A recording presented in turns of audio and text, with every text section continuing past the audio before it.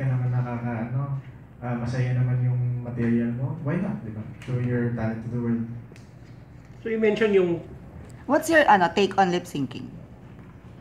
Naku, mahirap yan. Lip syncing. Siguro kung kailangan naman, if there's a need for it,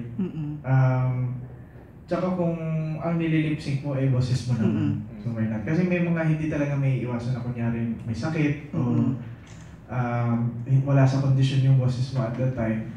Pero I'm not in the position to judge naman kasi. So in my experience, I mean, my own personal view, kung if I can perform naman as much as possible na hindi ako maglilip sync, hindi ako maglilip sync. Pero I'm not saying never ako maglilip sync kasi baka, we can never tell naman kung ano mangyayari.